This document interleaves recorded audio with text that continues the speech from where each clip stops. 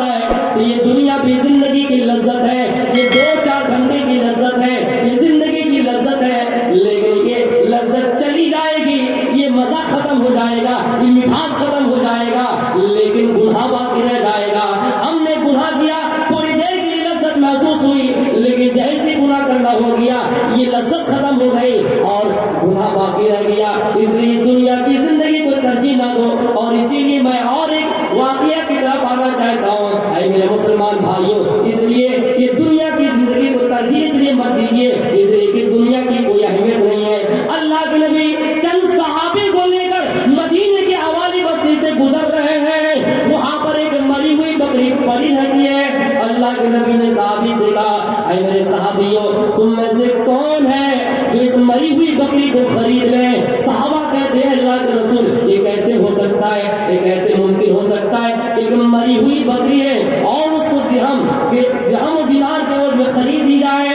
یہ کیسے ہو سکتا ہے؟ اگر یہ زندہ بھی ہوتی، لو کان حیا فیہ عیب، اگر یہ زندہ ہوتی پھر بھی اس کے اندر عیب تھا، اس کو ہم کیسے خرید سکتے ہیں؟ اللہ کے نبی نے صحابہ سے کہا، اے صحابیوں، فواللہ للدنیا احور علی اللہ، اللہ کی قسم کھا کر کہتا ہوں، یہ دنیا کی اہمیت اس مری ہوئی بکری سے بھی بدتر ہے، اس دنیا کی اہمیت اس مری ہوئی بکری سے بھی ذلیل ہے۔ اس لیے اس دنیا کو ترجیح نہ دو اور آخرت کے بارے میں سوچا کرو، آخرت کے بارے میں ڈر پیدا کرو، فکر آخرت سے جڑے رہیے۔ ہمارے سامنے گانا بج رہا ہے، ہمارے سامنے فلم ہال میں گانا لگا ہے، آپ کو تھوڑی دیر کی لذت محسوس ہو جائے گی، لیکن وہ لذت چلی جائے گی اور آپ کا گناہ باقی رہ جائے گا۔ کوئی اگر زنا کے اڈا میں ہے، کوئی اگر شراب پینے کے اڈے میں ہے، میرے پیارے ساتھیوں، اس کو تھوڑی دیر کے لیے شراب میں لذت محسوس ہو جائے گی، لیکن لذت ختم ہو جائے گی اور گناہ باقی رہ جائے گا جو آخرت میں اس کو بھگتنا پڑے گا۔ اس لیے اس دنیا میں کچھ اعمال کر لیجیے، کچھ تیاری کر لیجیے،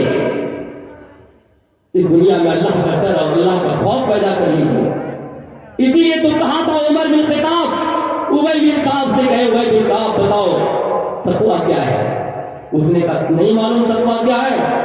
اگر کانٹے دار جھاڑی ہو، جنگل ہو، آپ کے علاقے میں جنگل ہے نہیں، کانٹے دار، بالکل کانٹے دار جھاڑی جنگل ہو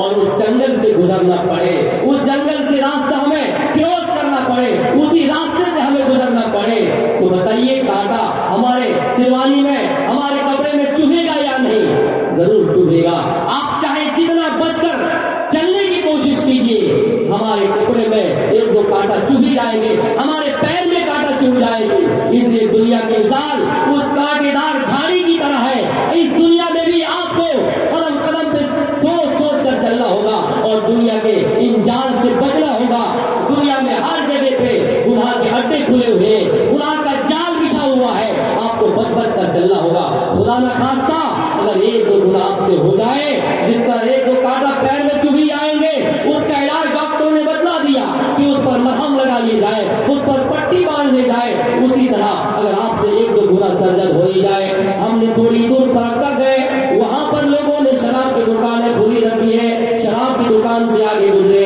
پھر ہم مالدہ گئے، وہاں پر لوگ زنا کا ایام ہو رہے ہیں، کچھ لڑکیاں دعوت نظارہ دے رہی ہے، پھر اور آگے بڑھے، وہاں پر لوگ خیری سگریٹ بیڑی وغیرہ پی رہے، تمباکو وغیرہ، لوگ نشہ پی رہے۔ ہم نے فرقہ بھی پار کیا اور مالدہ بھی پار کیا، ان 2 گناہ سے بچ گئے، لیکن آخری مرحلے میں ہم نے جا کر گناہ کر ہی لیا۔ تو قرآن کہتا ہے، حدیثیں کہتی ہیں، اگر تم سے 1-2 گناہ ہو ہی جائے تو اللہ تعالیٰ نے اس کا علاج بھی قرآن میں بتلایا، اور کیا بتلایا؟ یا ایھا الذین آمنوا توبوا الی اللہ توبۃ نصوحا عسى ربکم ان یکفر عنکم سیئاتکم ویدخلکم جنات تجری من تحتها الانہار۔ اے لوگوں، اگر زندگی میں دنیا میں بچ کر چلنے کے باوجود اگر تم سے 1-2 گناہ سرزد ہو ہی جائے، 1-2 گناہ ہو ہی جائے، تو اللہ تعالیٰ نے توبہ کا دروازہ کھول کر رکھا ہے۔ اللہ تعالیٰ سے گڑگڑاؤ،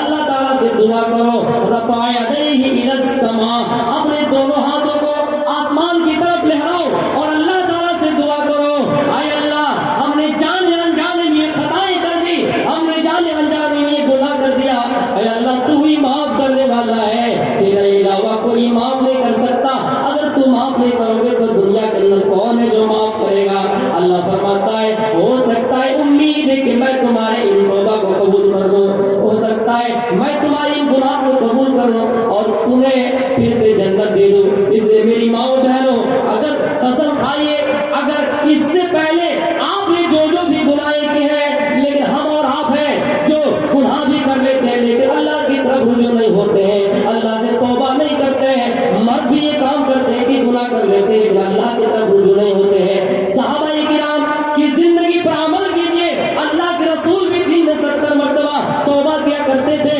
اور اللہ تعالیٰ فرماتا ہے جو توبہ کرنے سے دور ہوتا ہے اللہ کی رحمت سے مایوسی ہو جاتا ہے۔ لا تقنطوا من رحمت اللہ، اللہ کی رحمت سے مایوسی ہو جانا بے کفر کی علامت ہے۔ اے لوگوں، ہم نے اگر گناہ کیا ہے اور پھر سے وہ گناہ ہو جائے، ہم نے بالکل ہم نے مصمم ارادہ کیا، عزم و مصمم ارادہ کیا، عزم و مصمم کا ارادہ پختہ کیا کہ ہم اس کے بعد کوئی گناہ نہیں کریں گے، باوجود پھر سے اگر وہ گناہ سے سرزد ہو جائے، پھر اللہ کی طرف رجوع کیجیے، اللہ کی طرف لوٹ جائیے، اللہ معاف کرنے والا ہے۔ توبہ کرنے سے آپ بالکل باز نہ آئے، توبہ کرنے سے پیچھے نہ ہٹے، اللہ کے پاس رحمت کی کوئی کمیاں نہیں ہے۔ اللہ فرماتا ہے کوئی انسان اس دنیا کے اندر پیدا ہونے کے بعد 70 سال 80 سال 90 سال اس دنیا میں اپنی زندگی گزارے، اور گزارنے کے بعد پوری دنیا میں پوری زندگی میں کبھی اللہ کا نام نہ لیا ہے، پوری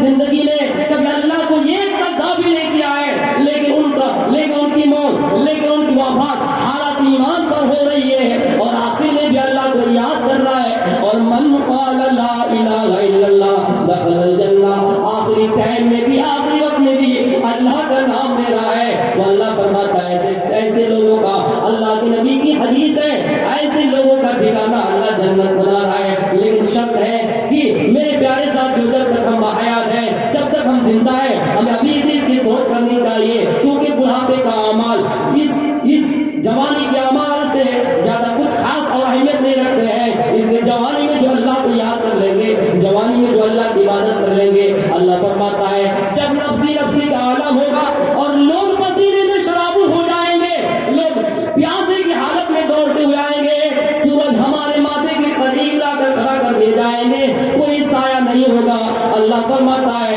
اللہ کے نبی کی حدیث ہے، شہاب النساء فی عبادت اللہ تعالی، جو نوجوانی کی حالت میں، چاہے ہماری مائیں ہو، چاہے ہمارے بھائی ہو، چاہے کوئی بھی ہو، جوانی کی حالت میں اگر اللہ کی طرف رجوع کرتا ہے، جوانی کی حالت میں اللہ تعالیٰ سے اللہ کی عبادت کرتا ہے، اللہ کی طرف رجوع ہوتا ہے، اللہ فرماتا ہے ایسے لوگوں کو میں عرش کے نیچے جگہ دوں گا، چھایا کے نیچے جگہ دوں گا۔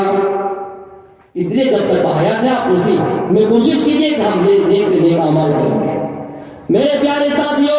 اللہ معاف کرنے والا ہے، اللہ کے پاس رحمت کا دروازہ کھلا ہے، اس لیے کوئی انسان اگر گناہ کیا ہے، آج ہی سے اللہ کے پاس توبہ کریں، آج ہی سے اللہ کی طرف رجوع کرنا سیکھیے۔ میرے پیارے ساتھیوں، میں نے منتروں سے یہاں تک آپ کو لایا، اور آخر میں یہ کہنا چاہتا ہوں، جب اللہ تعالیٰ کی ان تمام صفاتوں کا ذکر ویدوں میں موجود ہے، تو پھر ہمیں اللہ تعالیٰ کے بارے میں شک اور الجھن یہ کیا چیز ہے؟ لیکن کچھ مسلمان بھی ایسے ہیں جو اپنے حاجت روا کے لیے اور مشکل گزاری کے لیے دوسروں کے پاس جاتے ہیں، دوسروں کے پاس جا کر بھیک مانگتے ہیں، چادریں چڑھاتے ہیں۔ کچھ ہماری مائیں بھی ہیں، جب ان کی بہو حاملہ ہوتی ہے، جب ان کے پیٹ میں بچہ ہوتا ہے، تو اپنی بہو کو لے کر، ایسے ساس بہو تو موجود ہے، اپنی بہو کو لے جا کر ایک ایسا آدمی کے پاس جاتا ہے، ایک ایسا بابا کے پاس جاتا ہے، ان کی